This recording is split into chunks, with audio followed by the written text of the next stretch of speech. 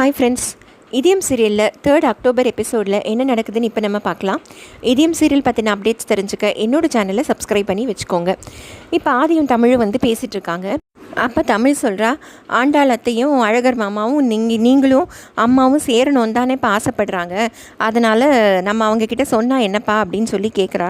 அப்போ உடனே ஆதி சொல்கிறாரு, ஆமாம் அவங்களாம் ஆசைப்பட்டு என்ன பிரயோஜனம், உங்கள் அம்மா ஆசைப்பட மாட்டேங்கிறாளே அப்படின்னு சொல்லும்போதே தமிழ் வந்து அழ ஆரம்பிச்சிடுறா. அழுத உடனே ஆதிக்கு ரொம்ப கஷ்டமாயிடுது. ஏன் தமிழ் ஏன் அழறீங்க அப்படின்னு சொல்லிட்டு கூட்டின்னு போய் உட்காத்தி வச்சு கேட்குறாரு. அப்போ உடனே தமிழ் சொல்கிறா, இல்லை இப்படி அம்மா கோச்சிண்டு உங்களையும் என்னையும் சேரவே விடாமல் பண்ணிட்டா என்ன பண்ணுறது, எனக்கு ரொம்ப பயமாக இருக்குது, அம்மா வந்து ரொம்ப பிடிவாதம் பிடிப்பாங்க, ஸோ இப்படியே அம்மா இருந்துட்டா என்ன அப்பா பண்ணுறது அப்படின்னு சொல்லி கேட்குறா. அப்போ உடனே ஆதி சொல்கிறாரு, எல்லாத்துக்குமே ஒரு எல்லை இருக்குது, உங்கள் அம்மா மாறிடுவா, கூடிய சீக்கிரத்தில் மாறி நம்மக்கிட்ட சகஜமாக பேசுவா, அப்படி அவள் மாறவே இல்லைன்னா நான் மாற வேண்டியது இருக்கும், நான் உங்களுக்காக எந்த எல்லைக்கும் போவேன், நீங்கள் இதெல்லாம் பற்றி எதுவும் கவலைப்படாதீங்க, நம்ம கூடிய சீக்கிரம் 3 பேரும் சேர்ந்து ஒரே வீட்டில் சந்தோஷமாக வாழ்வோம் அப்படின்னு சொல்கிறாரு. இது கேட்ட உடனே தமிழ் சொல்கிறா, ஆமாம் எனக்கும் உங்களை அப்பா அப்பான்னு கூப்பிட்டுட்டு உங்கள் கூடவே இருக்கணும்னு ரொம்ப ஆசையாக இருக்குது, ஆனால் அம்மாவோட கோபத்தை நினச்சாதான் பயமாக இருக்குது அப்படின்னு சொல்கிறா. நீ ஒன்றும் கவலைப்படாதீங்க தமிழ், எல்லாத்தையும் நான் பார்த்துக்கிறேன் அப்படிங்கிறாரு ஆதி. அப்போ உடனே தமிழ் சொல்கிறா, சரி அதெல்லாம் இருக்கட்டும், எதுக்கு நீ வந்து ஸ்கூலில் போய் ஒரு பொண்ணை அடிச்சியாமே அப்படின்னு சொல்லி ஆதி கேட்குறாரு. அதுக்கு உடனே தமிழ் சொல்கிறா, ஆமாப்பா அவள் உங்களை பற்றி தப்பாக பேசினா, உங்களை திட்டினா, அதனால் நான் அடித்தேன்ப்பா அப்படின்னு சொல்கிறா. உடனே ஆதி கேட்குறாரு, என்னை பற்றி யார் தப்பாக பேசினாலும் அடிச்சிருவீங்களா அப்படின்னு கேட்குறாரு. கண்டிப்பாக நான் யார் தப்பாக பேசினாலும் அடிப்பேன், நான் அடிக்க முடியாத ஒரே ஆள் எங்கள் அம்மா தான், அம்மாவை அடிக்கிறதுக்கு ஏதாவது ஒரு ஐடியா கொடுங்கப்பா அப்படின்னு சொல்லி கேட்குறா. அதுக்கு உடனே ஆதி சொல்கிறாரு, அம்மாவை அடிக்கலாம் கூடாது, அம்மா ஏதோ சொன்னால் சொல்லிட்டு போகிறாங்க, அவங்க ஏதோ ஒரு கோவத்தில் பேசிகிட்டு இருக்காங்க, ஸோ என்றைக்குமே நீ அம்மாவை வந்து என்ன ஹர்ட்லாம் பண்ணக்கூடாது அப்படின்னு சொல்கிறாரு.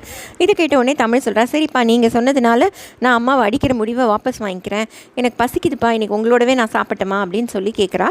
உடனே ஆதி வந்து நான் உங்களுக்காக மேகி பண்ணி வச்சுருக்கேன், நூடுல்ஸ் பண்ணி வச்சுருக்கேன் அப்படின்னு சொல்லிட்டு எடுத்துகிட்டு வந்து ஊட்டி விட்றாரு. 2 பேரும் சந்தோஷமாக சாப்பிட்றாங்க. ஸோ இப்போ இங்கே வந்து ஆண்டாளோட வீட்டில் வந்து திருப்பியும் ஆரம்பிச்சிடுறாங்க. ஆண்டாள் அழகர் வந்து அவங்க போய் ஜாகிங் பண்ணுறதுக்காக எல்லா ட்ரெஸ் எல்லாம் கொண்டு வந்து வச்சு எழுந்துருன்னு சொல்லி எழுப்பி விட்றாரு. அவங்களுக்கு ஒரே ஆச்சரியமாக இருக்குது, என்னடா அது நேற்று வரைக்கும் நம்மளோட சண்டை போட்டுட்டு இருந்தான், இப்போ வந்து எழுந்துக்க சொல்கிறானே அப்படின்னு சொல்லிட்டு ஆச்சரியப்படுறாங்க. அப்புறம் ஒன்று அவங்க எல்லாம் கிளம்பின உடனே ஷூ போட்டு விட சொல்கிறாங்க அழகரை, அவரும் போட்டு விட்றாரு. இதெல்லாம் வந்து அவங்க அப்பா வந்து பார்த்துக்கிட்டே இருக்காரு. பார்த்துக்கிட்டு இருந்த உடனே அவர் உடனே, என்ன இப்போ உனக்கு என்ன போய் கபடி விளையாடணும் அவ்வளோதானே, சரிம்மா நானே சொல்கிறேன் நீ போய் விளையாடு அப்படின்னு சொல்லிடுறாரு. ஆண்டாளுக்கு பயங்கர சந்தோஷமாயிடுது. நிஜமாக அப்பா சொல்கிறீங்க, நான் இப்போ நேஷ்னல் காம்படிஷன்லேயும் போய் கலந்துக்கிட்டோமா அப்படின்னு கேட்குறாங்க. கண்டிப்பாக கலந்துக்கோ அப்படின்னு சொல்கிறாரு. இது கேட்ட உடனே அழகருக்கும் சந்தோஷமாயிடுது. அப்போ உடனே வந்து எல்லாரும் ரொம்ப ஆச்சரியப்படுறாங்க, இப்படி ஆண்டாளோட அப்பா இப்படி மனசை மாறினாரு அப்படின்னு சொல்லிட்டு. அப்போ உடனே ஆண்டாளுக்கிட்ட போய் அழகர் சொல்கிறாரு, சரி வா நம்ம வந்து ப்ராக்டிஸ்க்கு போகலாம் அப்படின்னு சொல்லி கூப்பிட்றாரு.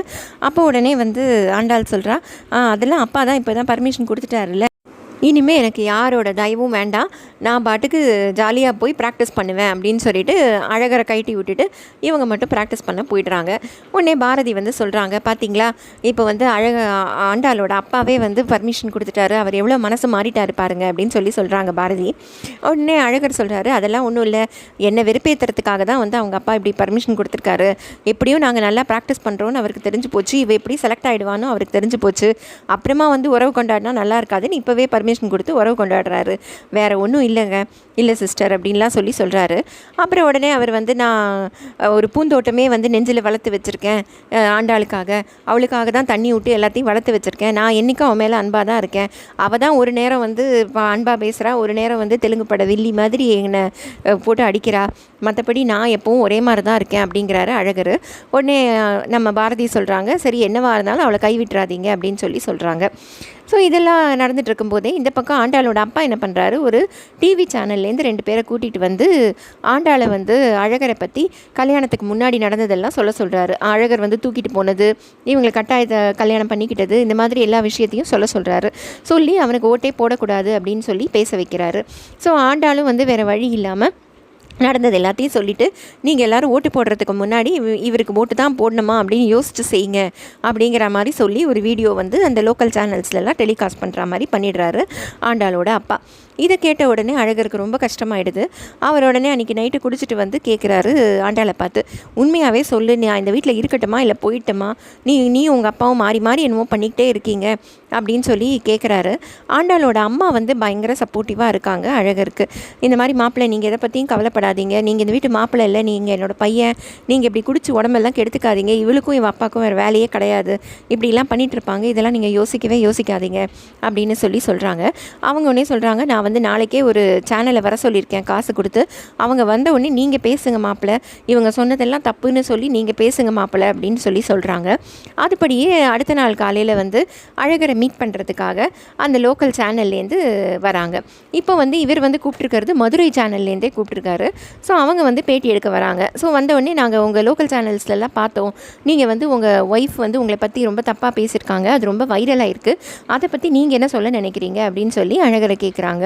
அழகர் உடனே வந்து என் ஒய்ஃப் தான் எனக்கு ரொம்ப பிடிச்சவ, அவளை விட எனக்கு இந்த உலகத்தில் யாரையுமே பிடிக்காது, ஆமாம் நான் அப்படி தான் கல்யாணம் பண்ணிக்கிட்டேன், அது எந்த பொண்ணுக்கும் கோவம் வரதானே செய்யும், அதனால் அதை பற்றிலாம் நான் வருத்தப்படலை, ஆனால் அவள் ரொம்ப நல்லவ, அவளுக்காக நான் என்ன வேணால் செய்வேன், நான் இதில் ஜெயிக்கலைனா கூட பரவாயில்ல, அவளுக்கு ஒரு நல்ல ஹஸ்பண்டாக நான் ஜெயிச்சா போகிறோம், உங்களுக்கு தெரியுமா அவள் ஒரு நல்ல கபடி பிளேயர், அவள் இப்போ நேஷ்னல் செலெக்ஷனுக்காக தான் ட்ரெயின் ஆகிட்டுருக்கா, அதில் செலக்ட் ஆகிட்டானா இந்த மாதிரி எல்லோரும் பேட்டி எடுக்க நீங்கள் வந்து அவளை பேட்டி எடுக்க வருவீங்க அப்படின்லாம் சொல்லி பயங்கர பாசிட்டிவாக ஆண்டாளை பற்றி சொல்கிறாங்க.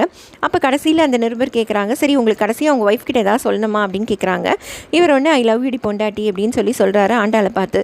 ஆண்டாளுக்கு என்ன பண்ணுறதுனே தெரியல, அங்கே பக்கத்தில் ஆண்டாள் அப்பாவும் நின்று முறைச்சிக்கிட்டே இருக்காரு. ஸோ டிவிக்காரங்களே சொல்கிறாங்க, நாங்கள் வந்து ஒரு இந்த மாதிரி ஒரு வைரலாக ஒரு குற்றச்சாட்டு போயிட்டுருக்கேன், அதை பற்றி கேட்டால் நீங்களும் சண்டை போடுவீங்க, ஒரு நல்ல கண்டென்ட் கிடைக்கும்னு நினச்சி நாங்கள் வந்தோம், ஆனால் நீங்கள் கண்டென்ட்டையே வந்து பயங்கரமாக மாற்றிட்டீங்க, இப்போ ரொம்ப சந்தோஷமாக நாங்கள் போகிறோம் அப்படின்னு சொல்லிட்டு அவங்க உடனே போகிறாங்க. ஸோ இதில் வந்து அழகருக்கு வந்து தன்னோட மனசில் இருந்ததெல்லாம் ஆண்டாள்கிட்டையும் சொல்லிட்டாரு. ஆண்டாளோட அம்மாவுக்கு ரொம்ப சந்தோஷம், ரொம்ப நல்லா பேசுனீங்க மாப்பிள்ளை, அவங்க சொன்னதுக்கு நீங்கள் நல்ல பதிலடி கொடுத்துருக்கீங்க மாப்பிள்ளை அப்படின்னு சொல்லி ரொம்ப சந்தோஷப்பட்டுக்கிறாங்க. ஸோ அதோடு வந்து இந்த எபிசோடு முடியுது. ஸோ இதில் ஆண்டாள் அழகரோட அலப்பறைகள் தான் நிறைய இருக்குது. அவங்க அப்பாவும் வந்து நடுவில் ஏதோ குழப்பிக்கிட்டே இருக்கார். அதே மாதிரி ஆதியும் தமிழும் வந்து அவங்க 2 பேரும் பேசிக்கிட்டு, ஸோ ஆதி வந்து அம்மா பாரதிக்கு கொஞ்ச நாள் டைம் கொடுக்குறாரு. அந்த டயத்துக்குள்ளே பாரதி எதுவும் சரியாக வரல அப்படின்னா ஆதி ஏதோ தானே மாறப்போகிறதா சொல்கிறாரு. ஸோ விறுவிறுப்பாக எடுத்துகிட்டு போவாங்கன்னு நினைக்கிறேன். பார்ப்போம். இதயம் சீரியல் பற்றின அப்டேட்ஸ் தெரிஞ்சுக்க என்னோட சேனலை சப்ஸ்கிரைப் பண்ணி வச்சுக்கோங்க. Thank you friends.